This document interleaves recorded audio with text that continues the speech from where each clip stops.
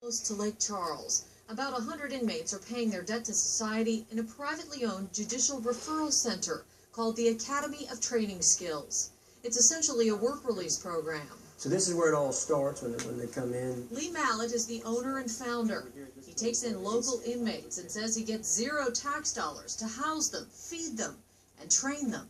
It's all numbers. If you have 100 people, a facility like this can do quite well without any state or federal money.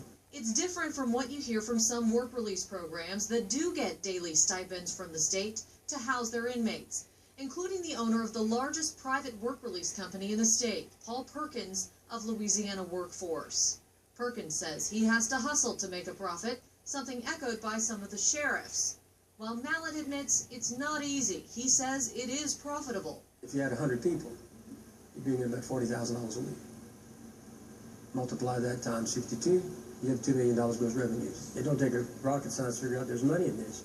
Mallett has tried to expand his program to other Louisiana parishes. In 2011, he helped another man try to put one in Iberia Parish.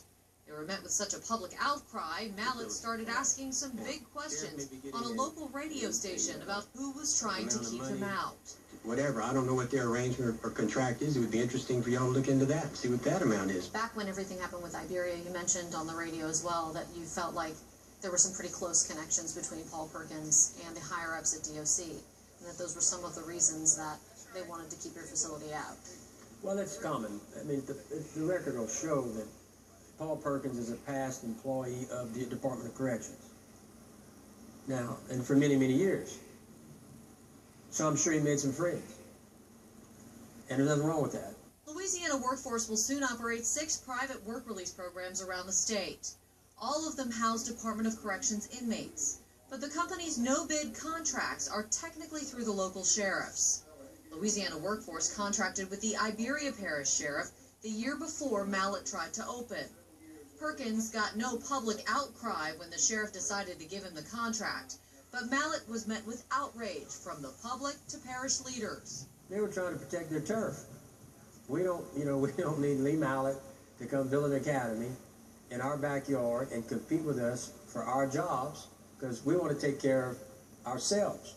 Earlier this year, Mallett heard DOC was going to take the unusual step of creating a new 350-bed work release site in DeQuincy. It's about an hour from Lake Charles, where the now closed Phelps State Prison used to be. He attended the pre-bid conference but didn't bid. Mallett said logistically, operators would have a hard time getting the men to job sites an hour away. And he questioned whether Homeland Security would allow higher-paying chemical plants to hire convicts. But beyond that, the Department of Corrections, there's a long-standing relationship between some people in the business, and sometimes it's just better not to go. That's about the best way I can say that sometimes it's just better not to get in the middle of something that you really don't feel real comfortable with. Paul Perkins used to work with DOC Secretary Jimmy LeBlanc at the Dixon State Prison and was deputy warden to Burl Cain at the state's maximum security prison, Angola. I think we did a good job training him. He's one of our success stories. LeBlanc wasn't available for an on-camera interview for these reports. In April, after our series of investigative reports with the New Orleans Advocate led to the shutdown of a private Covington work release site, we asked LeBlanc in an off-camera interview about how the privately run prisons were operating. We've had good success with Wind Valley, and we've had good success with the Louisiana Workforce, I believe the name of it is, in the South. Before he was secretary, LeBlanc, Cain, and Perkins started a company together called Security Workforce in 2005 to try to get post-Katrina security work. Plus, LeBlanc and Cain both asked the Ethics Board for opinions about whether they could have a minority ownership in private work release programs at around that same time. Both men now say they have no financial relationship with Louisiana Workforce.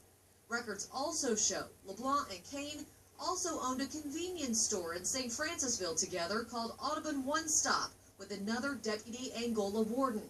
There's another ethics opinion about whether they could use work release inmates at that store. In 2008, when Governor Bobby Jindal named LeBlanc DOC Secretary, LeBlanc and Cain removed their names from Security Workforce corporate filings and sold their shares of the convenience store. But no, we wish him well, and if he asks me any questions, I'm gonna coach him, and I'm gonna support him because as I would, he's like a son to me, really, and because I raised him. But no, I have no economic interest with him at all. That was Kane at a groundbreaking for a new Louisiana workforce facility being built by the Livingston Parish Sheriff. Like Perkins' 5 other work release sites, the Livingston Sheriff gave Perkins a no-bid contract to run it, a move that's perfectly legal under Louisiana law. In April, Secretary LeBlanc said the DeQuincy site would be the first privately run work release facility contracted directly by the state through an open bid process. And that after questions about cronyism related to North Shore Workforce in St. Tammany, LeBlanc said he was going to require sheriffs to bid out their programs. But that hasn't happened. In fact, the state canceled the DeQuincy bid process, saying they only got one bid. I was awarded a contract there. Well, Sheriff Moses was awarded a contract, and I'm going to manage it for him. DOC Communications Director Pamela Board said they would try to keep the same requirements as in the request for proposals. Whether that includes a requirement to be accredited by the American Correctional Association is still unclear. Right now, none of the work release sites, including Perkins, are. Only 2 jails in Louisiana are accredited. Work release centers are not required to be accredited. I don't know why. It seems to me that everybody should be accredited. It's key, Mallet says, because right now DOC, an agency with close ties to Perkins, is the only real agency that oversees his programs. Sheriffs do have oversight, but because they're really state programs, most say they just help with shakedowns and searches. So it doesn't add up. I mean, I don't know why they're not bidding them out. I think it's, I think it would be the right thing to do. Out of all the state work release programs, DOC only directly contracted with 2. One of them, known as SYNC, or Citizens in Need of Care, is in Lake Charles, close to the DeQuincy site that Perkins will soon operate. After decades in operation, DOC threatened to shut SYNC down last month. SYNC's director told us their contract was extended through December. The DOC did say in the beginning it would be difficult to sustain 3 work release programs in the area. Critics and competitors question whether it's to eliminate competition for a man with corrections connections. Katie Moore, Eyewitness News. You can read much more on our series in tomorrow's edition of the New Orleans Advocate or at neworleansadvocate.com.